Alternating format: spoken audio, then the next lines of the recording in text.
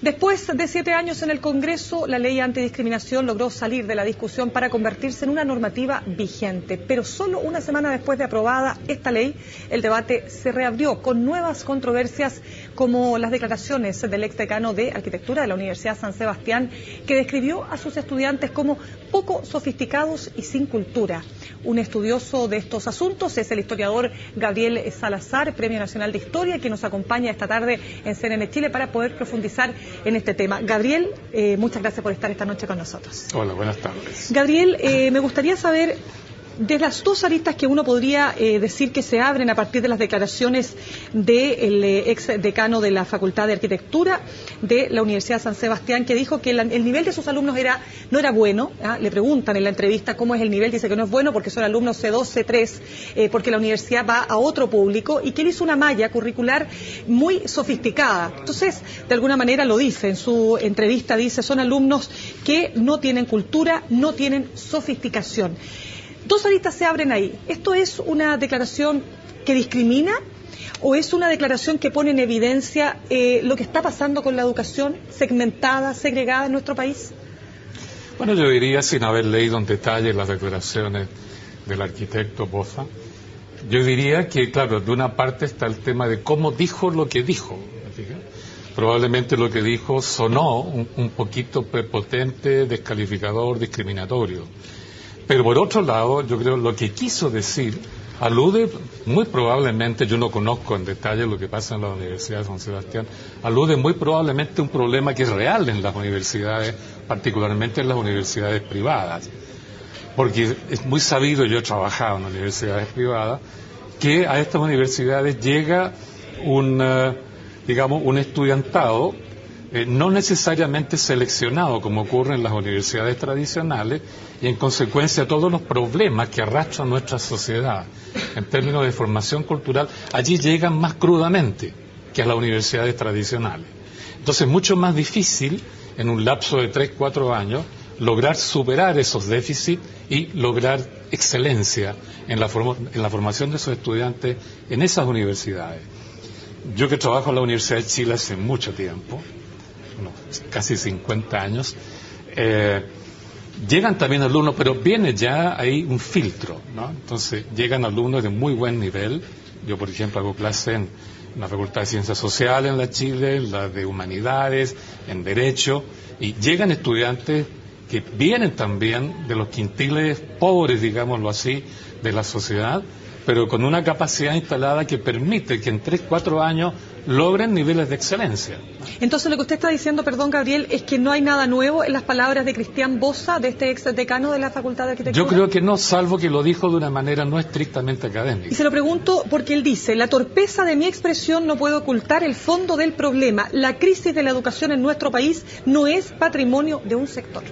Es decir, estamos hablando de alguna manera que aquí se evidencia, Gabriel, una educación que es de mejor o peor calidad según cuánto se puede pagar, y que esa educación que no está garantizada de alguna manera por el Estado, lo vemos en la educación pública, secundaria, básica, es lo que hace que finalmente no estemos en igualdad de condiciones para poder acceder a determinadas carreras o acceder a determinados logros profesionales. Sí, yo diría que hay 2 o 3 niveles del problema y que valdría la pena mencionarlos, ¿no? De una parte está el tema de que el nivel cultural medio de los estudiantes nuestros que salen de la enseñanza media para entrar a la universidad es muy bajo en muchos sentidos. Y eso tiene que ver con el nivel cultural medio de nuestra sociedad.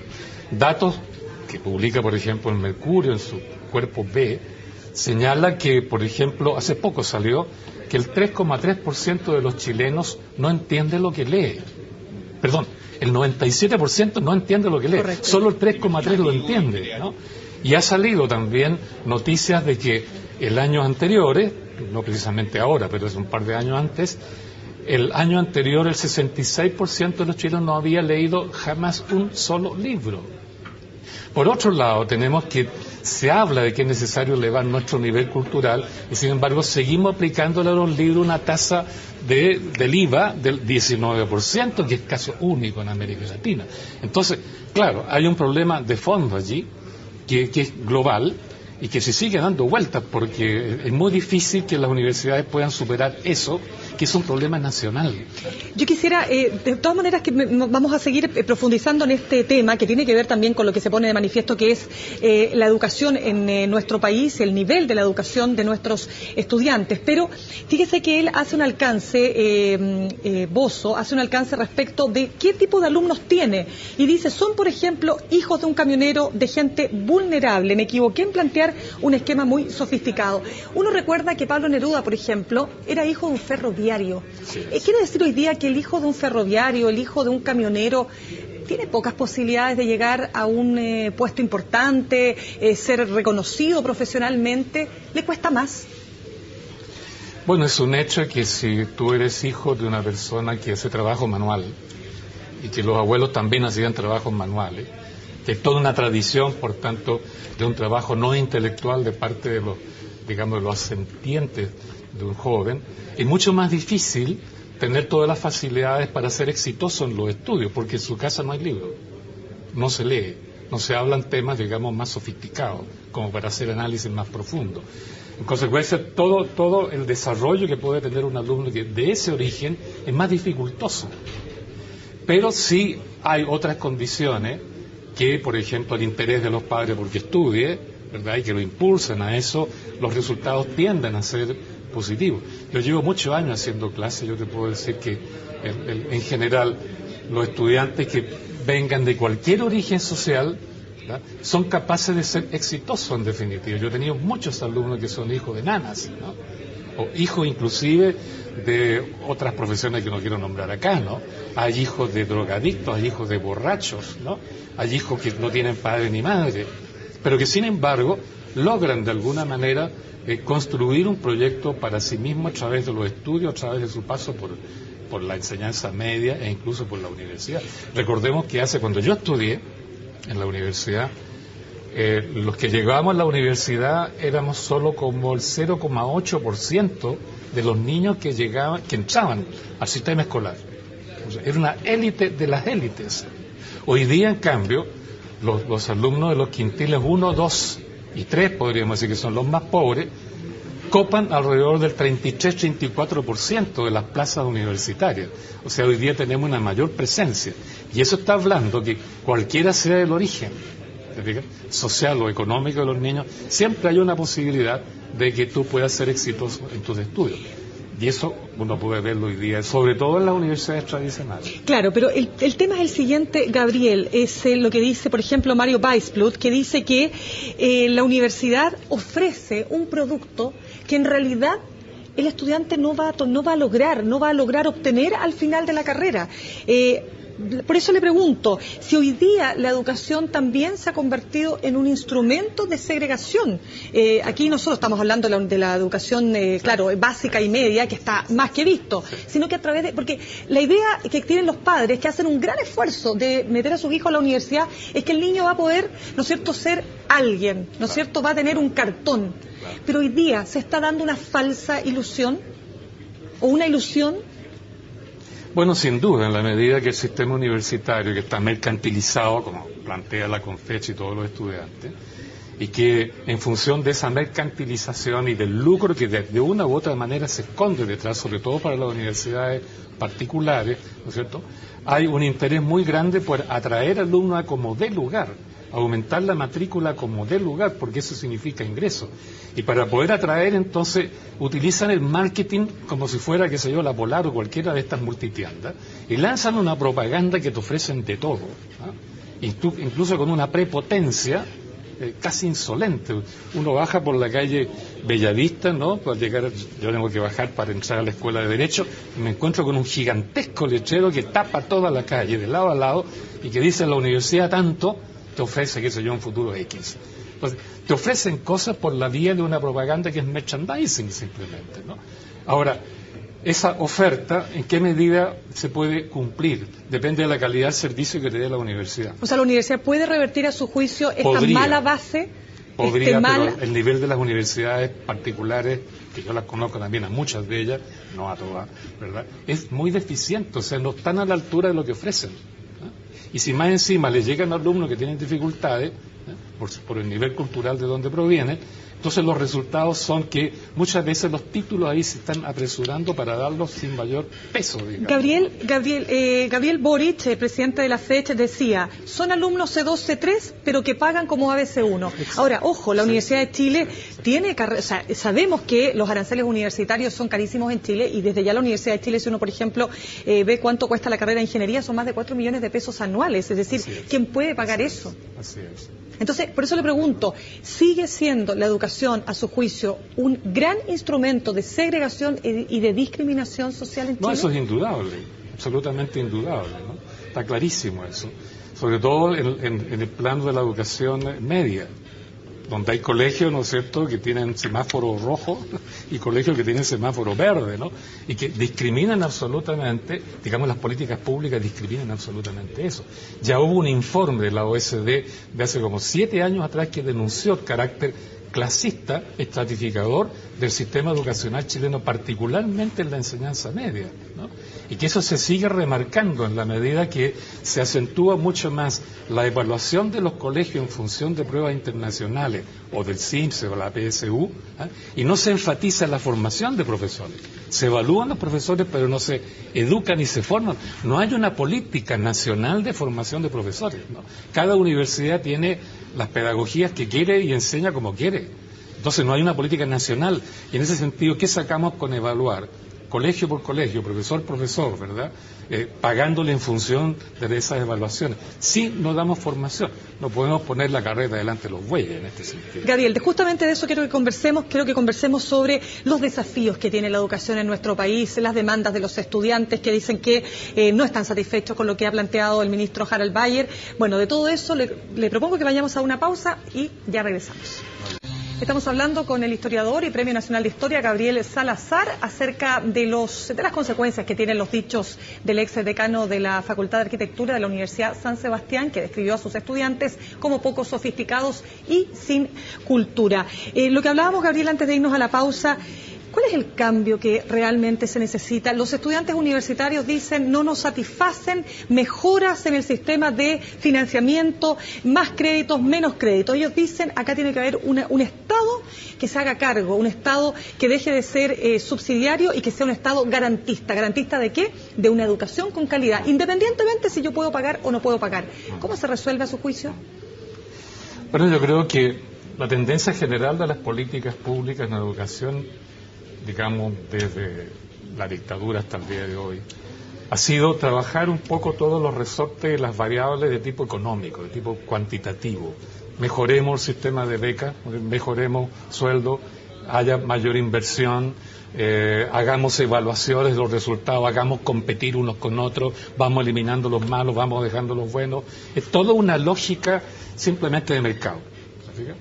Lo económico, lo cuantitativo, competencia, eliminación, dejemos los mejores, los más fuertes, digamos, ley de la selva, ¿no? Esa no es una política, digamos, de educación. Es una política, en el fondo, mercantil para tratar un tema importante y de carácter cualitativo, ¿verdad?, que no se va a resolver por esa vía. La prueba está que se ha invertido muchísimo en educación, se han intentado toda clase de evaluaciones y cambios, ajustes en las becas, qué sé yo, y los resultados de las pruebas en CIMSE son iguales, ¿eh? Incluso han bajado algunos, han subido en otros, pero en general en 20 años o 30 años es lo mismo.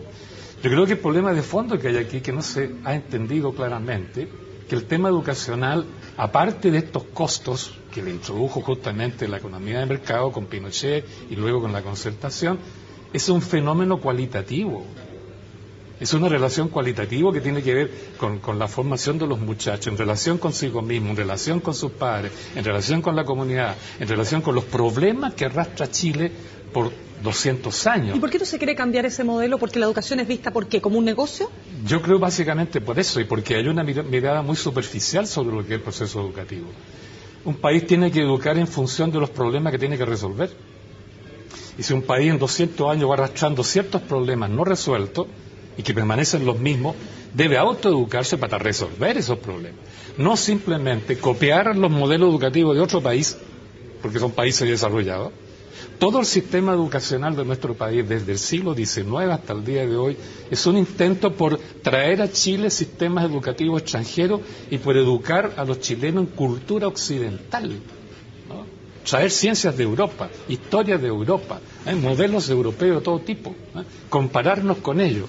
Entonces, toda esa cultura que, digamos, ha estado en el centro de nuestro sistema educativo en 200 años, es una cultura objeto, ajena, extranjera, que se importa, se introduce, se memoriza, se copia mecánicamente. Pero esa no es la cultura que necesitamos, es una cultura que nosotros nos desarrollemos para hacer las cosas que hay que hacer bien y resolver los problemas de arrastre. No estamos educando para resolver problemas chilenos.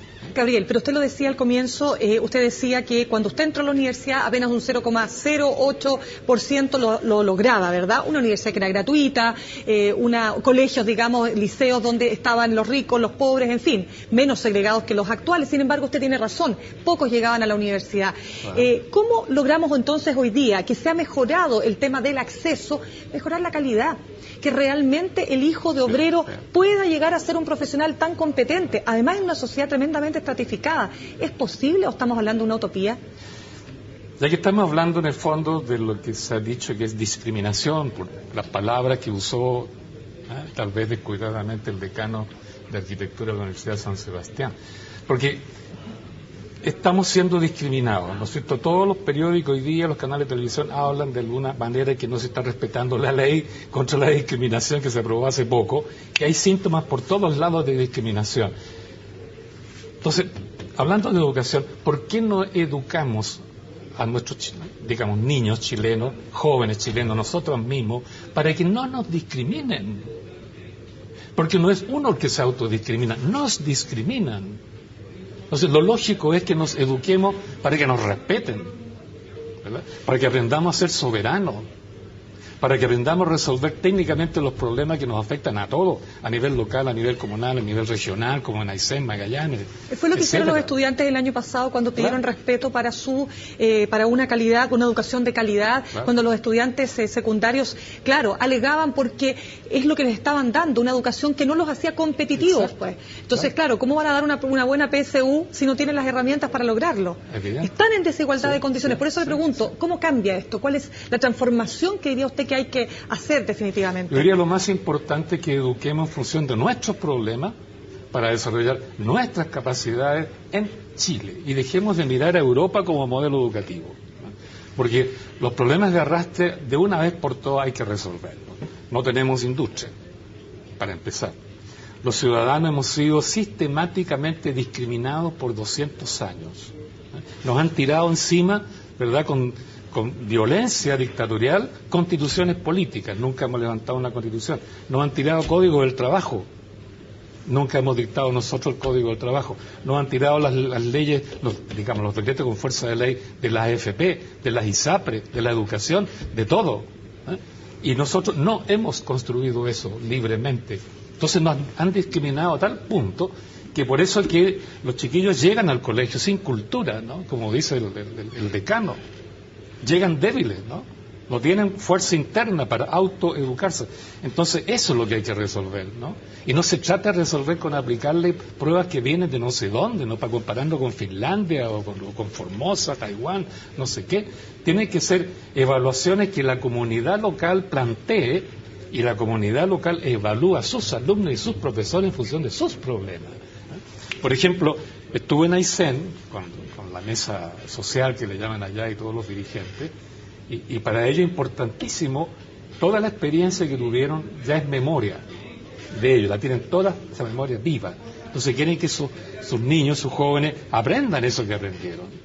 Esa memoria es parte de la educación, porque es dignidad de los ayseninos, es la soberanía de los ayseninos que estuvo en juego y la sacaron a relucir con éxito.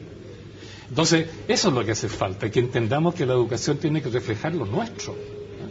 Y tiene que reflejar la solidaridad de los chilenos, no la competitividad entre los chilenos. Solo para terminar, y en una frase, lamentablemente se nos acaba el tiempo, Gabriel, ¿qué deberían hacer los estudiantes a su juicio? Si usted tiene que darles un consejo, ¿qué consejo les daría? ¿Más movilizaciones, más debate interno, más parlamento? ¿Qué? No, para empezar yo no le daría consejo a los estudiantes. Yo creo que para los estudiantes actuales el consejo no corre, ¿no? Yo creo que justamente es una mala educación. Pero sí yo diría, yo soy historiador, puedo hablar de mi disciplina, ¿me fija? Y la historia nos dice en este sentido que los estudiantes por sí solos, si quieren cambiar la educación, por sí solos no van a poder. No van a poder. Es indispensable que los estudiantes se asocien con otros actores sociales, con la ANEF, no digo con el colegio de profesores, con los profesores, no digo con la CUT, con los trabajadores, con las asambleas territoriales de Magallanes, de Aysén, de Calama, de Iquique, de Arica, de Valparaíso, de Concepción, con las asambleas comunales, que hay en Santiago hay como 40, etcétera. Tiene que buscar una articulación de actores para constituir un frente ciudadano soberano, porque por sí solo con la educación van a quedar cortos. Tiene que sumarle a Aysén, que quiere cambiar la estructura regional de la economía, Magallanes lo mismo, con la ANEF, con de Confusam, que quieren cambiar la salud, con los ingenieros forestales, que quieren cambiar la política con respecto al bosque nativo. Todos tienen problemas sectoriales. Si los juntamos todos, bueno, ahí es posible hacer muchas cosas. Muy bien, Gabriel Salazar, muchísimas gracias por acompañarnos esta noche. Muy bien, buenas noches. Cerramos así estos 30 minutos informativos que se juntan a nosotros porque ya viene CNN Prime.